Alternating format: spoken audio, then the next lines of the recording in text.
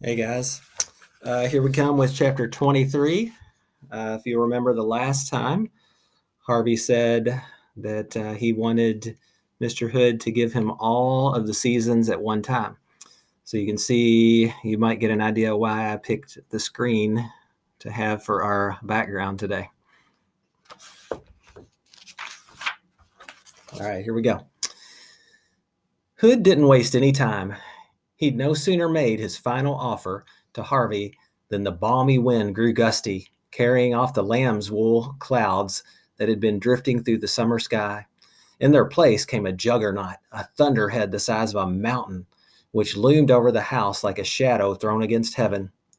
It had more than lightning at its dark heart. It had the light rains that came at early morning to coax forth the seeds of another spring. It had the drooping fogs of autumn and the spiraling snows that had brought so many midnight Christmases to the house. Now all three fell at once, rains, snows, and fogs, as chilly sleet that all but covered the sun. It would have killed the flowers on the slope with cold had the wind not reached them first, tearing through the blossoms with such vehemence that every petal and leaf was snatched up into the air.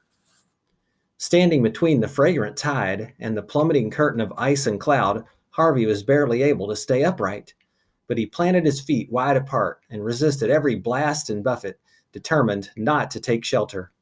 This spectacle might be the last he set eyes upon as a free spirit, indeed as a living spirit, and he intended to enjoy it.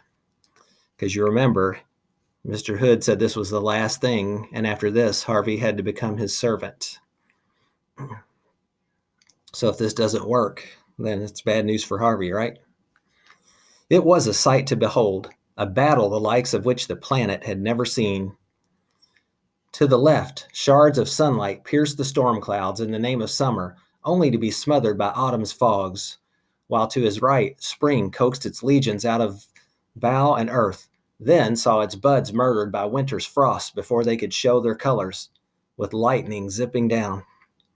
Attack after attack was mounted and repulsed, reveal and retreat, sounded by 100 times, but no one season was able to carry the day. It was soon impossible to distinguish defeats from victories as the seasons battled. The rallies and the feints, the diversions and the encirclements all became one confused season. Snows melted into rains as they fell. Rains were boiled into vapor and sweated new shoots out through the rot of their brothers.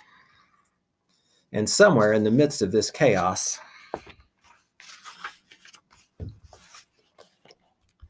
the power that had brought it about raised its voice in a rage, demanding that it cease. "Enough!" the Hood house yelled. "Enough!" But its voice, which had once carried such terrible authority, had grown weak. Its orders went unnoticed, or, if noticed, they disobeyed. The seasons raged on, throwing themselves against each other with rare abandon, and in passing, tearing at the house, which stood in the midst of their battlefield. The walls, which had begun to teeter as Hood's power diminished, were thrown over by the raging wind. The chimneys were racked by thunder and toppled. The lightning rods struck so many times they melted and fell through the slateless roof in a burning rain, setting fire to every floorboard, banister, and stick of furniture they touched. The porch, pummeled by hail, was reduced to matchwood. The staircase, rocked to its foundations by the growth in the dirt around it, collapsed like a tower of cards. Squinting against the face of the storm, Harvey witnessed all of this and rejoiced. He'd come to the house hoping to steal back the years that Hood had tricked from him, but he'd never dared believe he could bring the whole house down. Yet here it was, falling as he watched. Loud through the dins of wind and thunder were. They couldn't drown out the sound of the house as it perished and went to dust. Every nail and sill and brick seemed to shriek at once, a cry of pain that only oblivion could comfort. Harvey was deigned a glimpse of Hood's last moments. A cloud of dirt rose like a veil to cover the sight, but he knew the moment his battle with the vampire king was over, because the warring seasons suddenly turned to peace. The thunderhead softened its flurries and dispersed. The wind dropped to a gentle breeze, The fierce sun grew watery and veiled itself in mist. There was debris in the air, of course, petals and leaves, dust and ashes. They fell like a dream rain, though their fall marked the end of the dream. Hoods. "Oh, child," said Mrs. Griffin. Harvey turned to her. She was standing just a few yards from him, gazing up at the sky. There was a little patch of blue above their heads, the first glimpse of real sky these few acres of ground had seen since Hood had founded his empire of illusions. But it was not the patch she was watching. It was a congregation of floating lights, the same that Harvey had seen Hood feeding upon in the attic, which had been freed by the collapse of the house. They were now moving in a steady stream toward the lake. "The children's souls," she said, her voice growing thinner as she spoke the word. "Beautiful." Her body was no longer solid, Harvey saw. She was fading in front of him. "Oh, no," he murmured. She took her eyes off the sky and stared down at her arms and the cat she was carrying in them. It, too, was growing, fading, insubstantial. "Look at us," Mrs. Griffin said with a smile upon the weary face. "It feels so wonderful." "But you're disappearing." "I've lingered here far too long, sweet boy," she said. There were tears glistening on her face, but they were tears of joy, not of sadness. "It's time to go."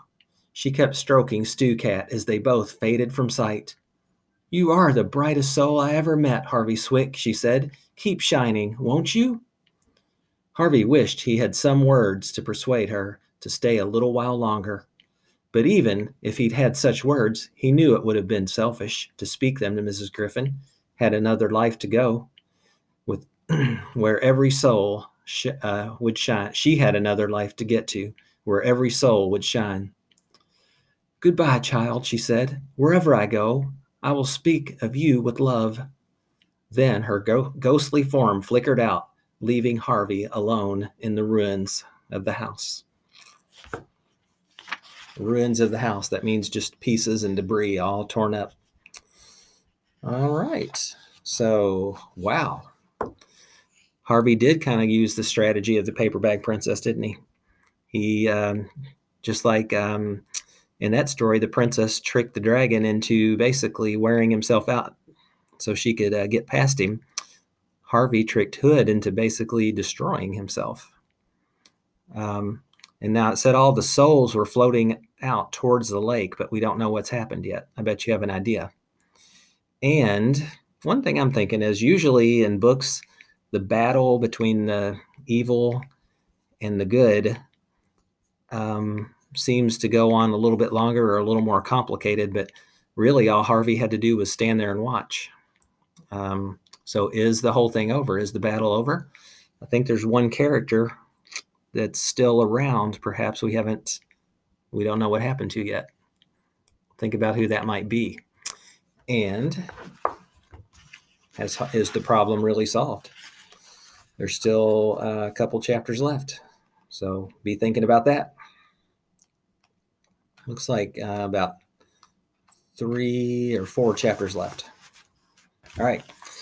So we will see what happens on Monday.